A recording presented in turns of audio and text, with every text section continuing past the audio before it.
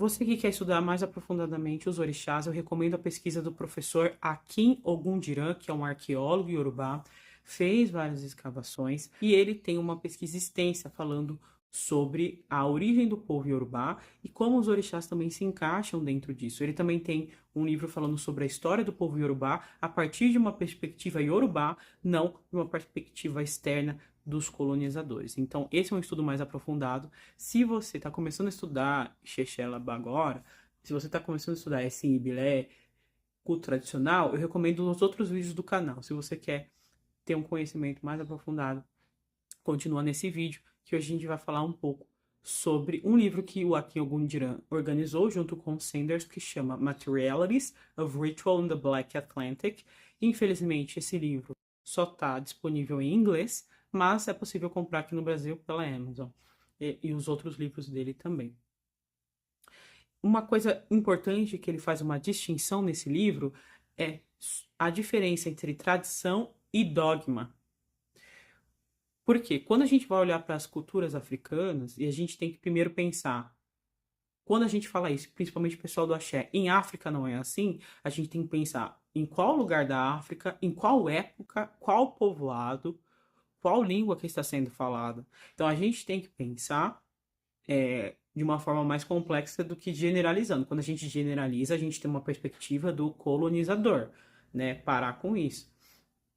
Outra coisa, a gente muitas vezes aqui no culto afro-brasileiro, eu vejo pessoas desvalidando a própria forma como os africanos cultuam o orixá, falando que não é assim que se faz, que não é assim que se dança para o orixá, não é assim que se. As pessoas estavam outro dia reclamando como o Alafim de Oió estava dançando para Xangô, que não é assim que se dança, mas gente, ele é considerado lá no povoado de onde surgiu o culto a Xangô, o próprio Xangô na terra, e a gente quer ensinar ao Alafim de Oió como que se dança para Xangô. Então, assim, a gente tem que começar a ter uma perspectiva mais decolonial e respeitar a tradição de outras pessoas, principalmente do lugar onde surgiu a cultura dos orixás, né? A gente não pode ter essa mentalidade de colonizador. Então, vamos falar um pouco sobre essa diferença entre dogma e tradição. Então, dogma é algo que é estabelecido e normativo. É necessário a sua crença para determinado objetivo social. Agora, a tradição significa passar adiante. Quando a gente está falando, principalmente da cultura dos orixás, é uma cultura muito oral. E o que eu vejo no Brasil é um olhar dogmático em cima disso. Claro, gente, é necessário respeitar tradições e existem tradições bem dogmáticas. O culto tradicional precisa ser respeitado, não é isso que a gente está falando. Mas a gente tem que entender que o fenômeno tradição é diferente do fenômeno dogma. Não vamos ter uma mentalidade ocidental para uma cultura que não é ocidental. Eu entendo uma busca por um purismo, né? Uma busca por ancestralidade, só que ao mesmo tempo a gente tem que entender que, por exemplo, se usa gin para vários rituais dentro da cultura dos orixás, né? A gente está falando do culto tradicional.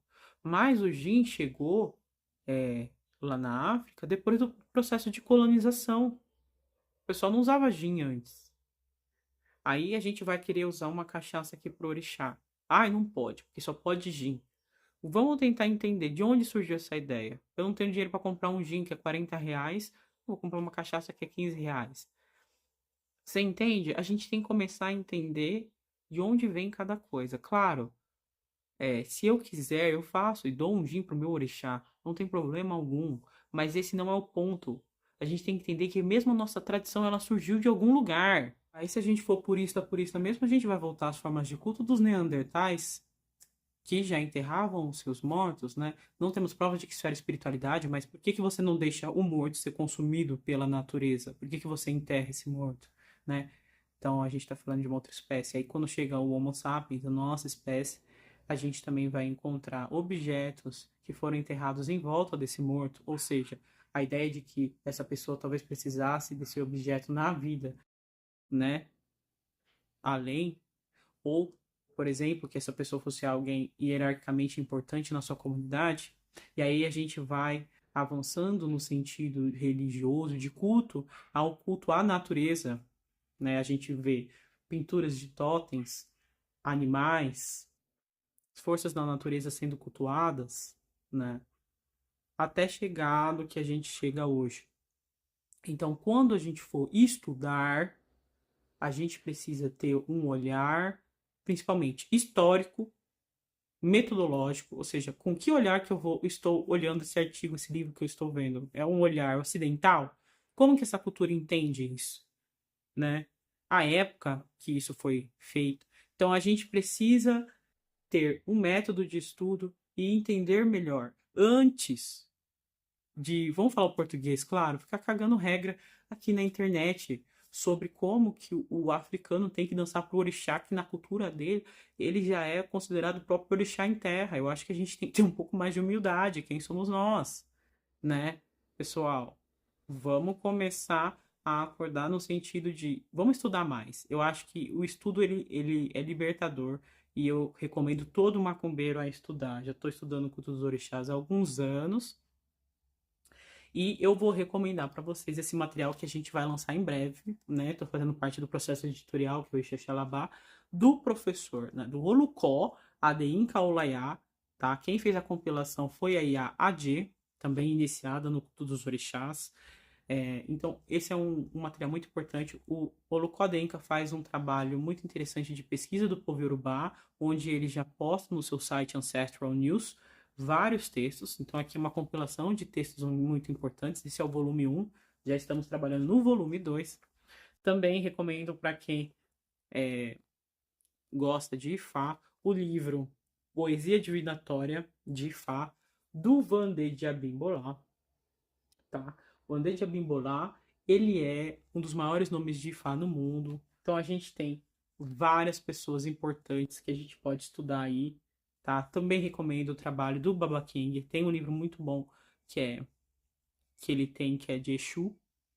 Também desmistifica essa ideia de Exu que a gente tem aqui no Ocidente, inclusive até mesmo dentro de religiões afro-brasileiras, né? Essa ideia de que Exu é o diabo, enfim, na verdade o Exu é o orixá da ordem e da paciência.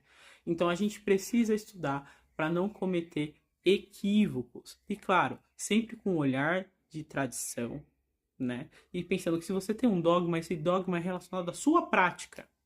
Esse dogma ele não se aplica a outras práticas, tá, gente? Então, vamos estudar. Quer saber um pouco mais? Curta, comente, compartilhe e acesse tempodequitéria.com para informações sobre livros, cursos e tudo mais. Axé!